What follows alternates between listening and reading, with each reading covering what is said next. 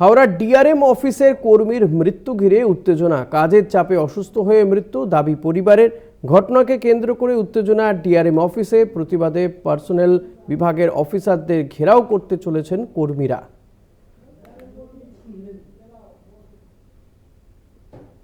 হাওড়াতে সেখানে ডিআরএম অফিসের কর্মীর মৃত্যু ঘিরে উত্তেজনা। কাজের চাপে অসুস্থ হয়ে মৃত্যু, দাবি পরিবারের। ঘটনাকে কেন্দ্র করে উত্তেজনা ছড়ায় ডিআরএম অফিসে।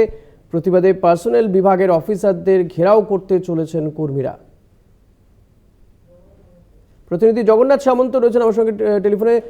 জগন্নাথ, এই পার্সোনেল বিভাগের অফিসারদের ঘেরাও করতে চলেছেন কর্মীরা, এমনটা খবর ছিল, কিন্তু সেই ঘেরাও কি হয়েছে, কি বক্তব্য?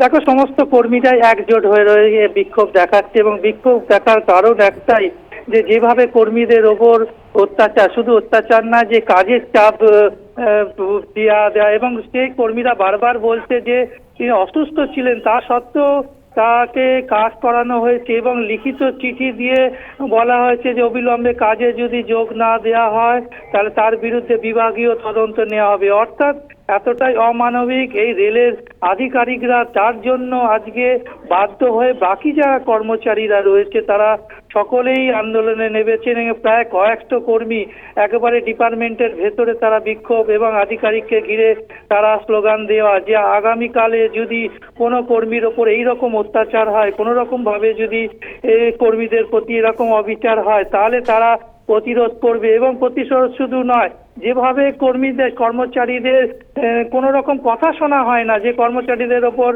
অত্যাচার করা হচ্ছে এবং জোর করে কাজকে, অসুস্থ, তুমি ভাবতে পারছো, একদম 17 তারিখে অসুস্থ, সেদিনকেই মারা যায়, কিন্তু তা সত্ত্বেও একেবারে বলা যেতে পারে যে এই যে ডিপার্টমেন্ট, তোমাকে বলে রাখছি, ডিভিশনাল পার্সোনাল অফিসার, এই অফিসারের বিরুদ্ধেই মূলত ক্ষোভ। তার পার্সোনাল বিভাগে চাকরি করে ডিআরএম এর, তাদের বারবার এই অভিযোগ সত্ত্বেও শোনা হয়নি এবং অবশেষে মরতে হলো এক কর্মীকে এবং সেই কর্মীর মৃত্যুকে ঘিরেই চাঞ্চল্য তৈরি হয়েছে এবং তারা বারবার বলছে যাতে আর কোনো কর্মী, রমেন্দ্রনাথ দাস যে কর্মী, তিনি বারবার পরিবারকে লোককে জানিয়েছিলেন, বারবার তার সহকর্মীদের জানিয়েছিলেন তিনি খুবই অসুস্থ, তাকে কাজের অতিরিক্ত দায়িত্ব না দেওয়া, তা সত্ত্বেও অফিসাররা, অর্থাৎ এই ডিপার্টমেন্টের অফিসাররা যারা রয়েছে, ডিভিশনাল পার্সোনাল অফিসার, তিনি জোর করে তাকে কাজ করেছেন।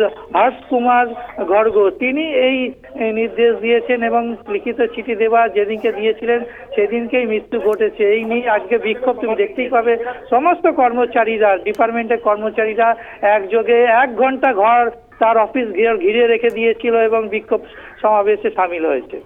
ডিভিশনাল পার্সোনেল অফিসার, তার কি বক্তব্য, যার বিরুদ্ধে এই গুরুতর অভিযোগ উঠছে?